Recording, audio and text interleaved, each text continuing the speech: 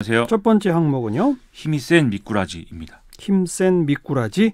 그렇습니다. 무슨 얘기죠? 이 청와대 특감반 논란인데요. 예. 이 비위연루 의혹으로 원대 복귀가 된 이 전 청와대 특감반원이 여당 중진의 비위 의혹을 청와대 보고했다가 쫓겨났다. 이 주장을 지금 하고 있어서 논란이거든요. 네. 무슨 일인지 알아보시겠습니다. 그 여당 중진이 누구죠?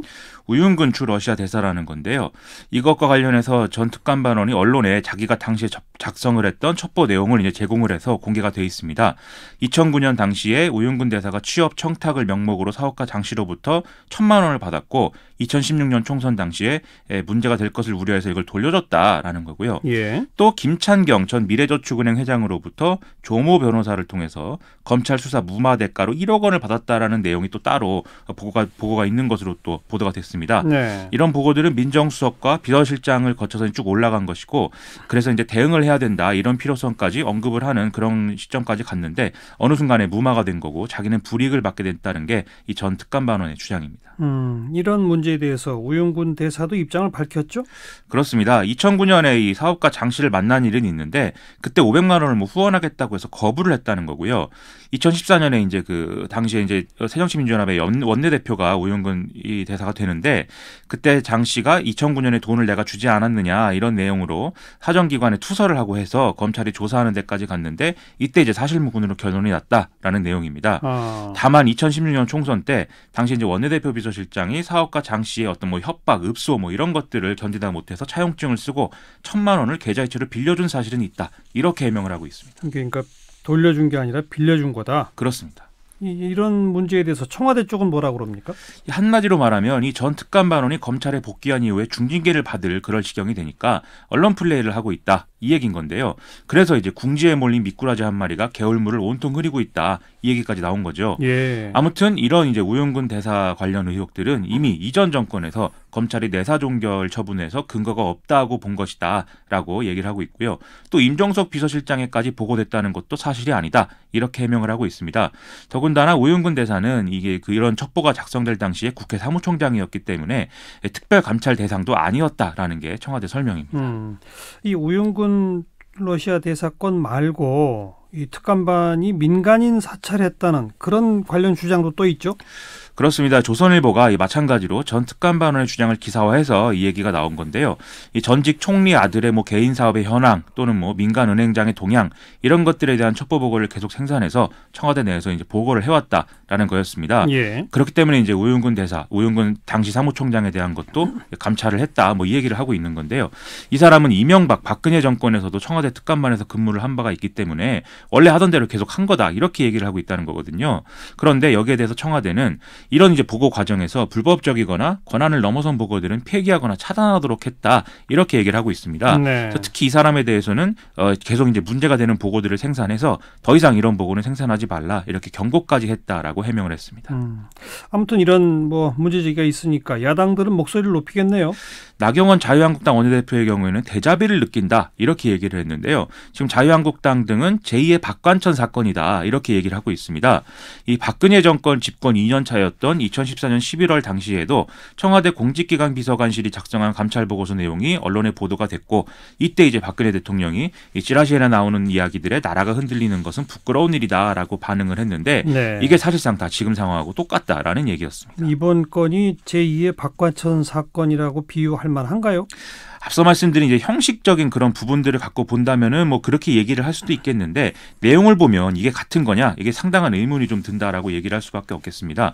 이전 정권에서의 청와대 문건 내용은 아시다시피 비선 실세인 정윤회 씨가 이른바 십상시라고 불리는 청와대 비서관들을 만나서 국정을 논하고 청와대 비서실장의 거취까지 좌지우지한다 이런 얘기였던 거잖아요. 그랬었죠. 우윤근 대사가 지금 그런 정도의 인물이고 그런 얘기를 했다 이건 아니니까 이제 같은 사건이라고 얘기하기는 좀 어렵다는 거죠. 거론된 내용도 일단 있다고 해도 개인 비리일 거고요. 그렇습니다.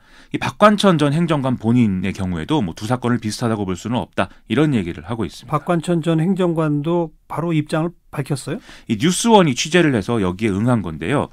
이번 논란은 그때하고는 다르다라면서 뭐 자신의 경우에는 이 보고서를 올린 후에 바로 축출이 됐고 또 보고서를 자기가 언론을 통해서 직접 공개한 것도 아니고 당시 도난을 당했던 거다 이렇게 얘기를 하고 있습니다.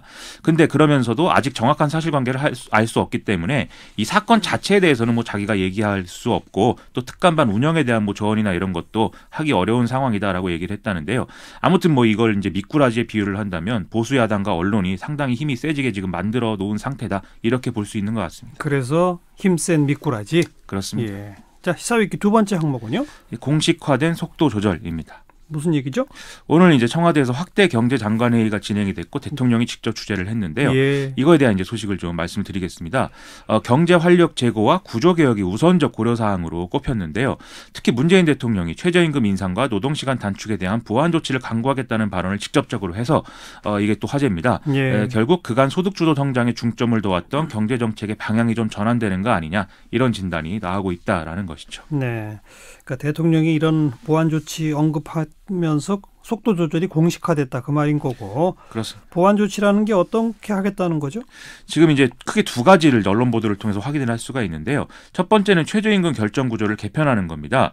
이거 이제 최저임금위원회 아래에 이 구간설정위원회 그리고 결정위원회 이렇게 두 개의 기구를 만들어서 1단계로는 구간설정위원회에서 큰 인상폭 그러니까 인상 구간을 일단 정하고 그 다음에 결정위원회에서는 그 범위 내에서 실질적인 결정을 하도록 그렇게 하겠다는 거거든요. 예. 그러면 구간 설정위에 대해서는 이제 경제 상황에 대해서 좀 전문성 있는 인사들이 들어가서 이 구간을 설정하게 되는 거고 최종적인 결정위원회에는 이해 당사자들이 들어가는 그런 모델이 이제 될 거다라는 얘기입니다. 네, 최저임금 결정구조 개편. 그렇습니다. 그리고 두 번째는 다른 하나 이제 탄력 근로자 단회 기간 확대인데요. 내년 2월 국회 처리를 거쳐서 이제 입법을 한다 이렇게 돼 있고 이제 국회도 그런 내용으로 지금 합의를 시도하고 있는데 단위 기간을 현행 3개월에서 6개월로 늘리는 방안이 유력하게 검토가 되고 있죠. 네. 그런데 이게 입법이 되기 전까지 이제 나름대로 현장에 여러 어려움이 있기 때문에 이걸 완화하기 위한 방법도 이제 얘기를 한다. 이게 이제 청와대의 얘기인데요. 주 52시간제 시행 사업장에 대한 실태 조사 결과를 바탕으로 해서 올해 연말까지인 노동시장 단축의 계도 기간에 대해서 이걸 추가로 연장하는 방안을 검토한다. 고용노동부가 이렇게 밝히고 있습니다. 네. 근데 뭐 근본적으로는 새로운 성장 동력을 찾아야 이 경제 위기를 벗어날 수 있는데 그게 지금 잘 안 되고 있다는 지적도 있잖아요.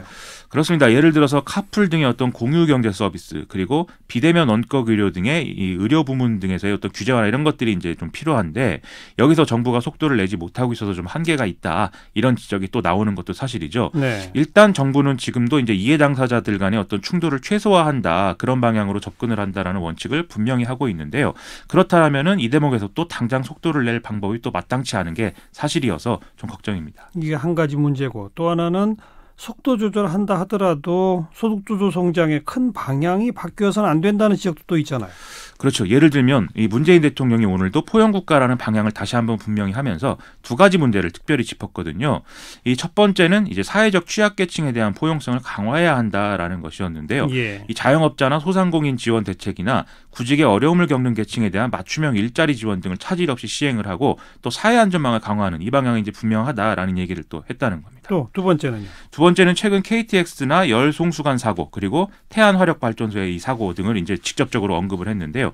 공기업의 운영이 효율보다 이 공공성과 안전의 우선순위를 둬야 한다면서 공공부문 비정규직의 정규직 전환, 특히 위험 안전 분야의 외주화 방지를 위해서 노력해야 된다. 이렇게 얘기를 한 겁니다. 네. 즉 이런 부분에서도 좀 가시적인 성과를 내야 속도 조절도 사회적 효과를 충분히 발휘할 수 있다. 이런 문제의식을 여전히 갖고 있는 거 아닌가 이런 생각을 좀 들었습니다. 네. 확대 경제장관 회의 내용까지 정리해봤네요. 수고하셨어요. 고맙습니다. 김민아 기자였어요.